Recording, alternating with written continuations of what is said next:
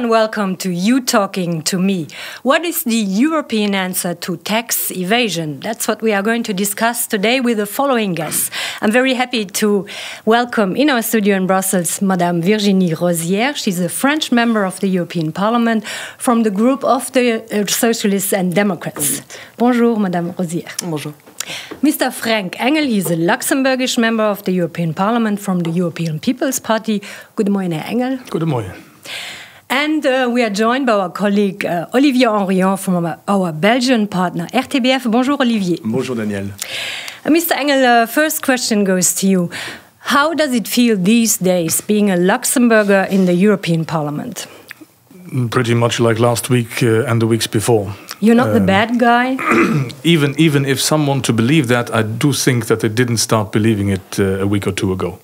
And yet you are a politician defending the Luxembourgish fiscal practice. You said that Luxembourg did not do something wrong. Given the fact that all these details were published on the fiscal practice in Luxembourg, some are introducing the word morality into the discussion. Was it morally right what Luxembourg did? I don't pretend that it is necessarily morally right. I do pretend that it's legally right, and this is the first thing that we'll have to establish. Once it's been established that it's legally right, we can discuss the morality of taxation. And there, I will not surprise you by saying that it's funny and nice again to have a massive investigation about Luxembourg, but none about the Netherlands, or about other places that have exactly the same practices on an even larger scale. Luxembourg is sort of the ideal scapegoat and seems to remain so. And I'm not magisterially offended by that. I know that in the days when my party, which is the party of the Commission President as well, was still in government, we have tried many times in Europe to convince European partners about common approaches to company taxation. It was not Luxembourg that blocked. Madame Rozière, it was not Luxembourg that blocked. Mr. Juncker said, and he's not the only one to say, what Mr. Engel said again now, it is legal, it is conform with European, with international law. So did Luxembourg the right thing? No, definitely not. But Mr. Engel is right when he says Luxembourg is not the only one. There are many countries who are not behaving rightfully regarding what has been imposed to European citizens during the last years. Allowing big companies to avoid taxation is unbearable for citizens. Imagine they have to pay, they see their public services being cut, and then you see big companies paying no tax at all. So, of course, this is not right, but it's not about blaming one country or the other. It's about finding now solutions at the European level. And you're right when you question the ability of Mr. Juncker to be the right guy to do so. But I do want to believe that he will be now under pressure, and that being from Luxembourg and with all these issues about tax evasion in Luxembourg, he will be forced to make a move. And I hope it will be a strong and bold move to solve tax evasion. Let's talk a little bit about Jean-Claude Juncker. Olivier, you were somehow foreseeing the events during the election campaign. We organized a debate with the leading candidates of the four big groups, and you were asking Jean-Claude Juncker about his commitment on tax evasion, given the fact that as a Prime Minister of Luxembourg, he was more defending the interests of his country, and he was not amused by the question. Let's have a look. Saying that Luxembourg is blocking everything is simply not true. It's easy to say, it sounds good, but it is brutally untrue, and we have to react against that. And further progress has to be made in the area of taxation. The European Union is working on business taxation. We are working on broadening the basis for taxation of different financial products. So things are going their way. And by the way, I was not blocking progress in the tax area when I was in the chair of the Eurogroup, because the Eurogroup in no way has competencies to harmonize taxation in Europe. That's a matter for the ECOFIN. The Belgian colleague should be informed before trying to provoke me, and you succeeded, by the way. to do it. You succeeded to provoke Jean-Claude Juncker, I'm very Olivier. sorry about that. Actually, that was the only time during the campaign that I saw Jean-Claude Juncker a bit upset, a bit angry. That the only time he lost a bit of his temper during the European campaign. But now, even though he's still a bit upset when the question is being raised, he has changed the tone. The tone is different. He was answering at the time now as a former Prime Minister of Luxembourg. Now he's President of the Commission, and the tone is different. And as he mentioned, he has come with some proposal that he put on the table. For instance, he proposed that tax evasion should be controlled, should be better controlled. Do you think that indeed that's a solution? Do you think that indeed more transparency, as it exists in some other countries? Because you're right, the tax ruling exists in 22 or more other countries in Europe, 22. But not with the same untransparency as in Luxembourg. For instance, in Belgium, you can go on ruling.be and you can list all the ruling system which have been agreed by the government. Look, this is what is now proposed. He apparently did so at the last meeting of the College of Commissioners, and afterwards came to Parliament to say that he did it. And then he went to Brisbane and did the same in the G20 forum. And what did the G20 forum do?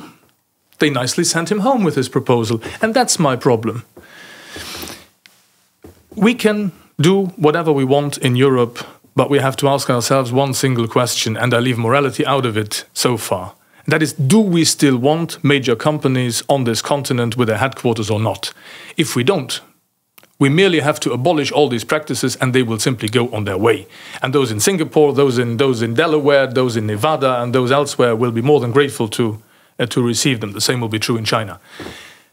If we want to make progress in being transparent, I'm okay with that. Jean-Claude Juncker is okay with that. We've always been okay with that. But not if we're the only ones. And as long as our Dutch colleagues can hide whatever they establish at The Hague behind offshore companies in their Caribbean dependencies, and so on and so forth, I will be asking for a level playing field. And that's a thing that is true in this matter as it is true in many other matters. When the French socialist government allows Renault to go and establish itself with a new corporate headquarter in Amsterdam, they did so for a reason, didn't they? So there is a big hypocrisy amongst the 28. That's the word. There is a second proposal that Jean-Claude Juncker put on the table, which is the harmonization of the tax base amongst the 28, but it's going to be difficult. First, because a similar proposal has been put forward by the European Commission in 2011, and it's still blocked by the Council.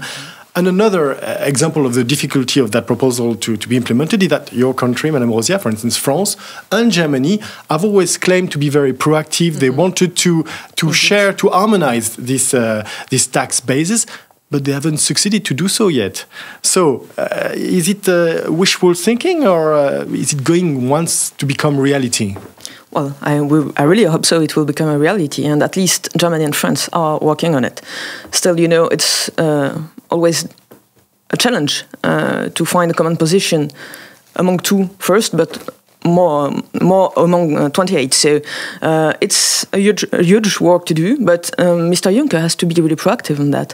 And I hope really he will. This tax ruling transparency directive will be first step, but not the last, I expect.